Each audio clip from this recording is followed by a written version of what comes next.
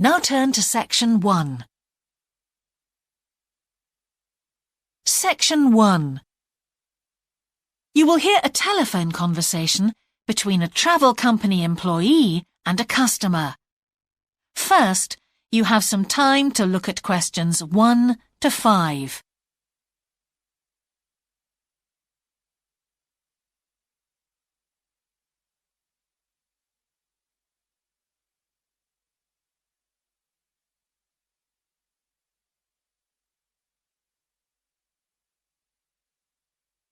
Now we shall begin. You should answer the questions as you listen, because you will not hear the recording a second time.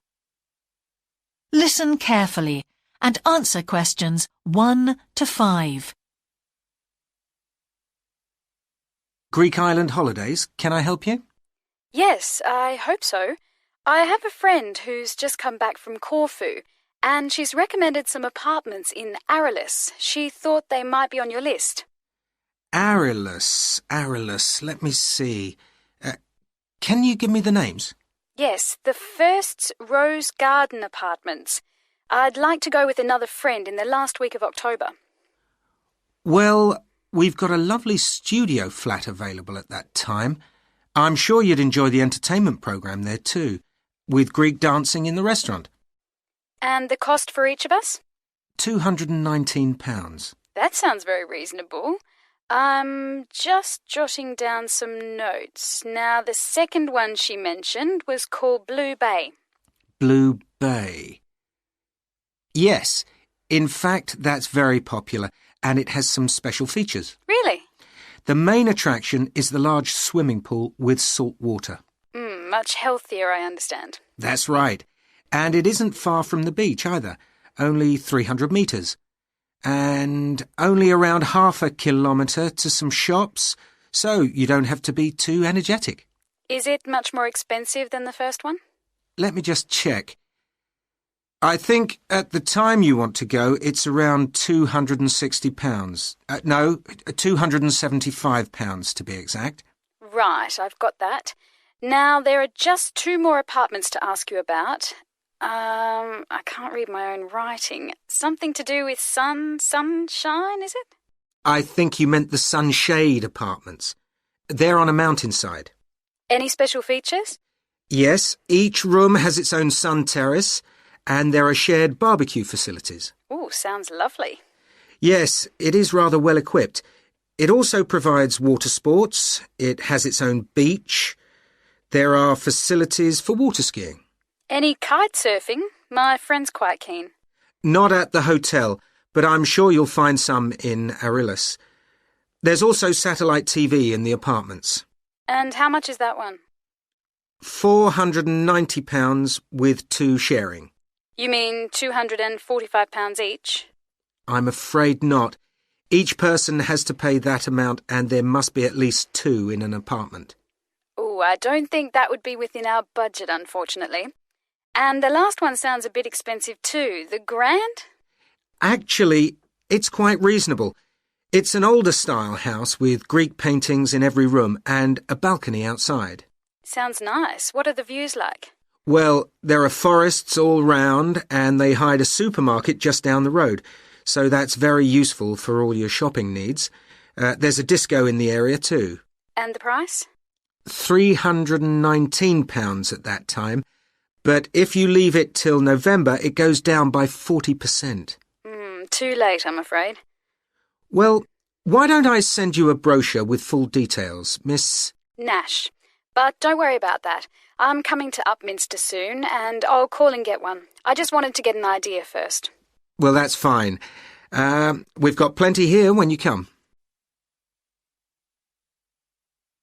Before you hear the rest of the conversation, you have some time to look at questions 6 to 10.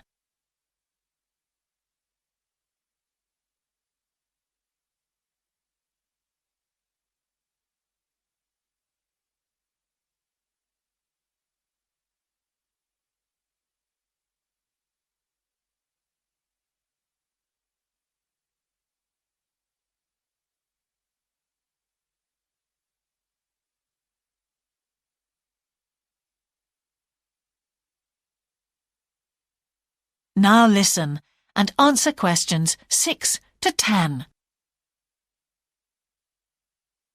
If you've got a minute, could I just check a couple of points about insurance? I got one policy through the post, but I'd like to see if yours is better. Fine. What would you like to know? Well, the one I've got has benefits, and then the maximum amount you can claim. Is that like yours? Yes, that's how most of them are. Well, the first thing is cancellation. If the holiday's cancelled on the policy I've got, you can claim £8,000. We can improve on that, Miss Nash. For Greek island holidays, our maximum is £10,000. That's good. Of course, our holiday won't even cost £1,000 together. It's still sensible to have good cover. Now, if you go to hospital, we allow £600. Yes, mine's similar. And we also allow a relative to travel to your holiday resort. My policy just says their representative will help you. You can see there's another difference there. And what happens if you don't get on the plane? Nothing, as far as I can see on this form. Don't you have missed departure? No, I'll just jot that down. We pay up to £1,000 for that, depending on the reason. And we're particularly generous about loss of personal belongings, up to £3,000, but not more than £500 for a single item. Then I'd better not take my laptop. Not unless you insure it separately. OK, thanks very much for your time. You've really been helpful. Can I get back to you? Your name is... Ben Ludlow. That's Ludlow. I'm the assistant manager here. I'll give you my number. It's 081 260 543 216. But didn't I phone 081 260 567 294? That's what I've got on the paper. That's the main switchboard. I've given you my direct line. Right. Thank you very much for your time. That is the end of section 1. You now have half a minute to check your answers.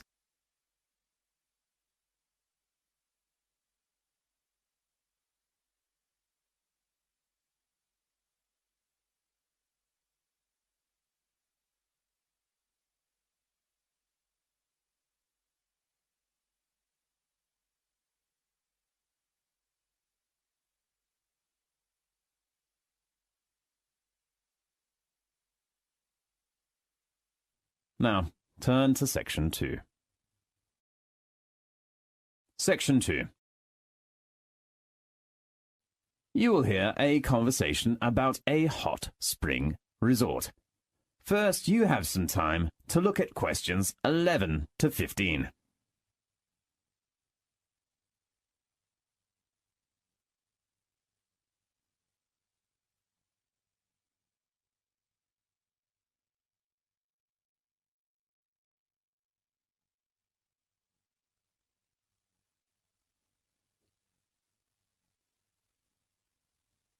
Now, listen carefully and answer questions 11 to 15. Good afternoon. How can I help you? Good afternoon. I'd like to inquire about some information regarding your resort. What kind of resort would you prefer? I want a hot spring resort, and it is better to have some indoor or outdoor water activities. OK, let me check. How about Tulip Hot Spring Garden Resort? Tell me some details, please. Fine. It is located in the north suburb, near Peak Mountains, covering about 66 acres of green land with a refreshing environment. The resort provides various kinds of facilities for sports, entertainment, leisure and meetings. And the best part is its hot spring. Great. Could you give me some introduction about the hot spring? The millennium precipitation of the Tulip Hot Spring was exploited 3,000 metres deep underground. It is a sulphur hot spring. The major ingredient is sulphur. I heard that sulphur, when it's sterilised, is harmless to the human body. Yes, it plays a significant role in softening the skin, hydrating the skin and beautifying the skin. It can lower blood pressure and reduce blood fat. That's so great. How about its temperature? It's 65 degrees Celsius. There are some attentions about the hot spring. Attentions? Yes, the hot spring water contains various minerals which come out first in black colour, change to clear water, afterwards with a mineral smell. Adjust water temperature to one's comfort before bathing. OK. And do not bath immediately after drinking. And please take your jewellery off when you are bathing. Fine. How about water activities? Merry Water World has 56 different water sports for tourists. You can experience 4 different sauna rooms and 21 different spa pools. For a change, one can try the standard swimming pool, tennis courts and the bowling. Can you tell me the location?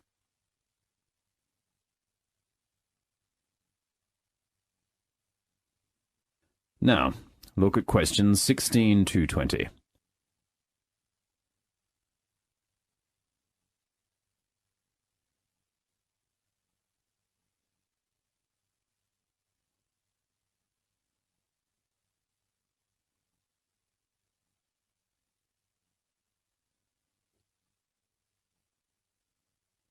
Now listen carefully and answer questions 16 to 20.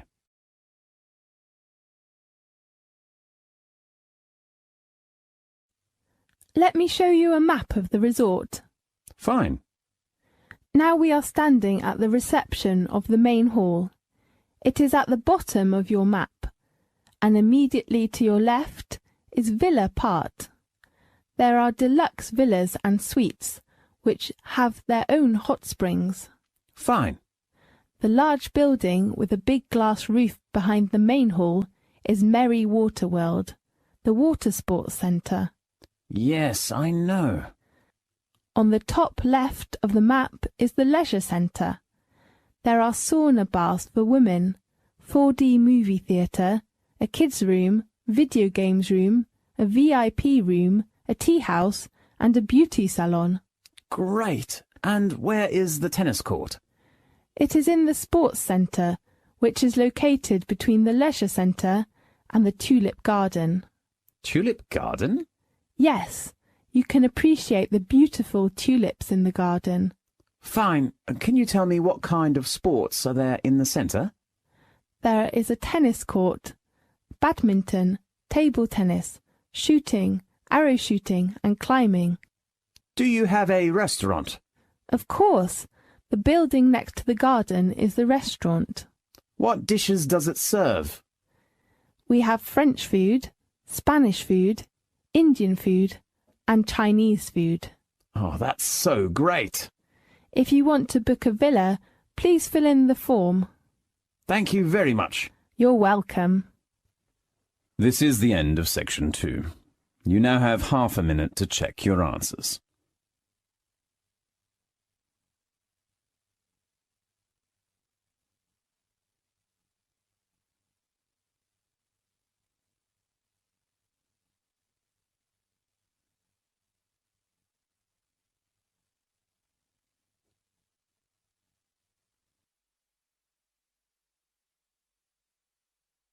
Now turn to section 3.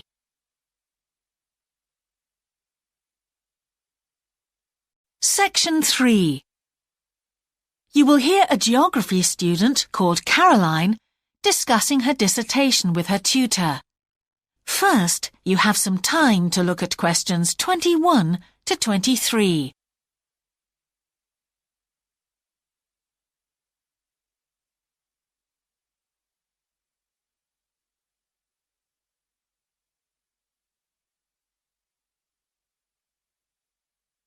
Now listen carefully and answer questions 21 to 23.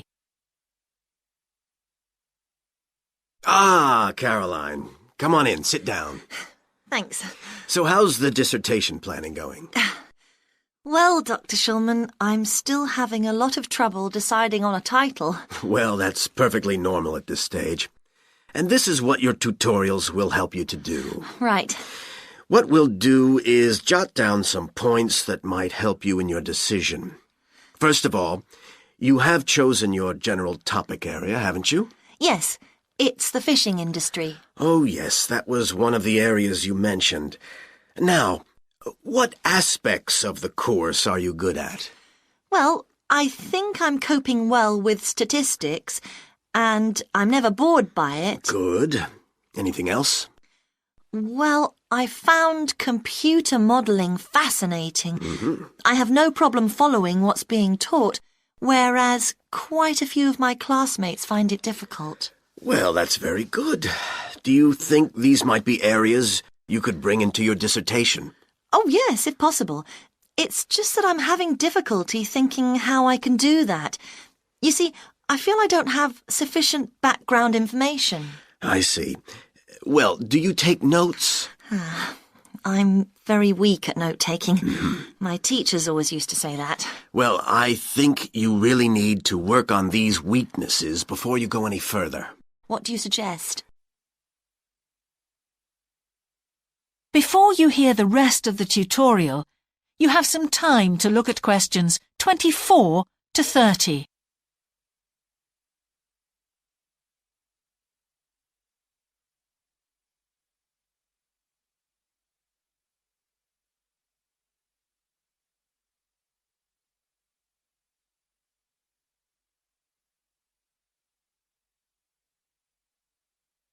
Now listen and answer questions 24 to 30. Well, I can go through the possible strategies with you and let you decide where to go from there. Okay, thanks. Well, some people find it helpful to organize peer group discussions. You know, each week a different person studies a different topic and shares it with the group. Oh, right. It really helps build confidence. Yeah. You know, having to present something to others. I can see that. The drawback is that everyone in the group seems to share the same ideas. They keep being repeated in all the dissertations. Okay. You could also try a service called Student Support. It's designed to give you a structured program over a number of weeks to develop your skills. Sounds good. Yes. Unfortunately, there are only a few places. Ah. But it's worth looking into. Yes, of course. I know I've got to work on my study skills. And then there are several study skills books you can consult. Right. They'll be a good source of reference. But the problem is, they are sometimes too general. Yes, that's what I've found. Other than that, I would strongly advise quite simple ideas, like using a card index. Well, yes, I've never done that before. It's simple, but it really works because you have to get points down in a small space. Another thing I always advise is don't just take your notes and forget about them. Read everything 3 times. That'll really fix them in your mind. Yes. I can see it'd take discipline, but... Well, if you establish good study skills at this stage, they'll be with you all your life. Oh, yes, I completely agree. It's just that I don't seem to be able to discipline myself. I need to talk things over. We'll be continuing these tutorials, of course. Let's arrange next month's now. Let's see. I can see you virtually any time during the week starting the 22nd of January. What about the 24th? I'm free in the afternoon. Sorry, I'm booked then. What about the following day? The Thursday? Yeah? I can make the morning. Fine. We'll go for the 25th then. That's great. Thanks. That is the end of section 3. You now have half a minute to check your answers.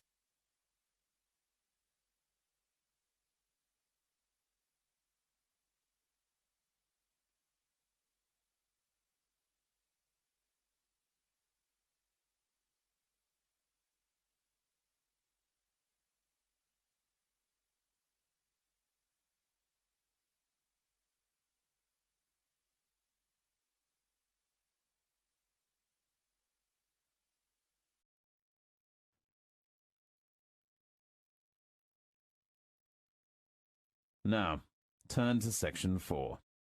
Section 4. You will hear a conversation about technology. First, you have some time to look at questions 31 to 40.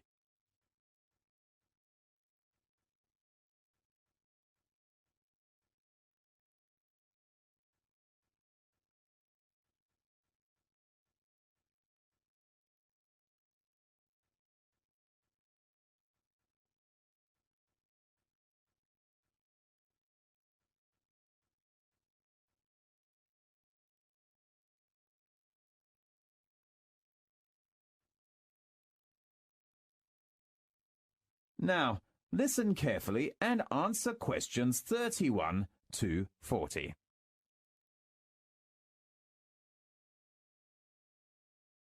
Welcome to the Magic Earth. I'm Christine.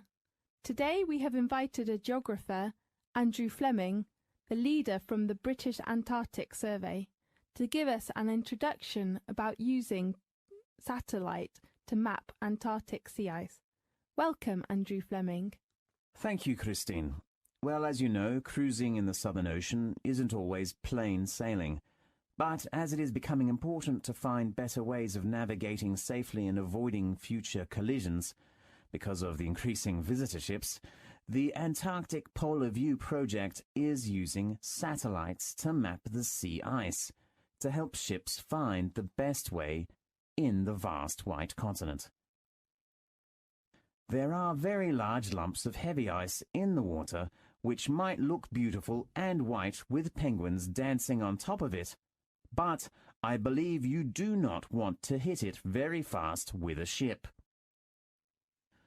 Otherwise your ship will be damaged, and therefore navigating through it is an important problem, not only in terms of the safety of the ship, but in terms of the speed of the ship and the efficiency of the ship. So you could have another choice, for example. Take a quicker and cheaper route rather than spending an excessive amount of time going through an area of very thick ice. The quickest way to travel is to clear water channels, but it is a difficult task to find these routes. The area we're dealing with is absolutely enormous. The only way of monitoring that area of ocean effectively is by using satellites. Therefore, we use a satellite named the NVSAT, which is a satellite that collects information and picks up differences in ocean surface roughness, and that helps us to see the difference between open water and the sea ice. Radar allows the Antarctic team to see straight through the clouds down to the surface of the sea. With detailed images, it's even possible to see cracks in the surface, which can lead to dangerous ice falls.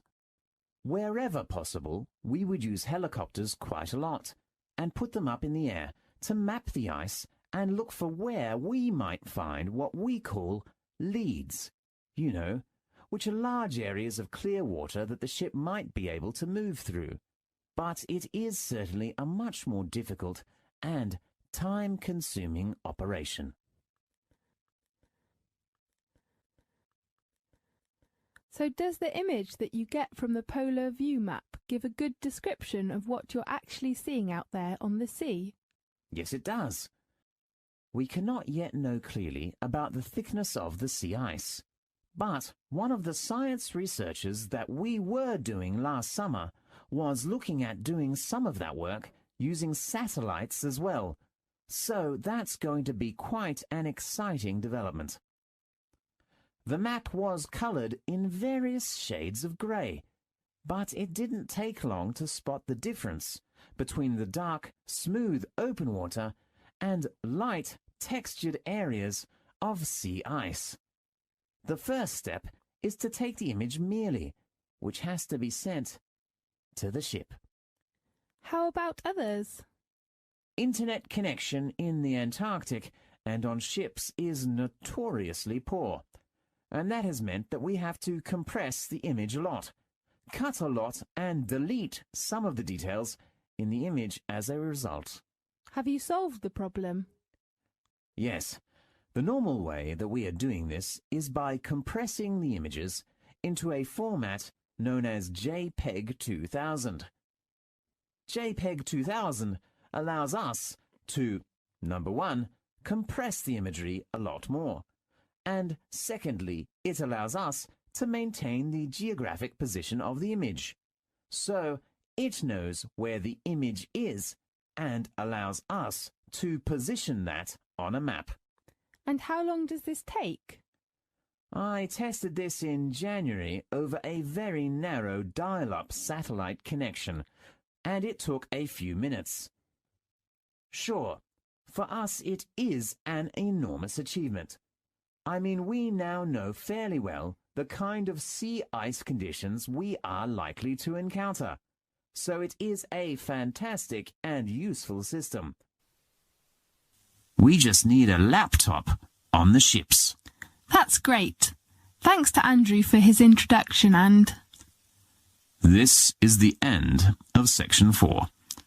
You now have half a minute to check your answers.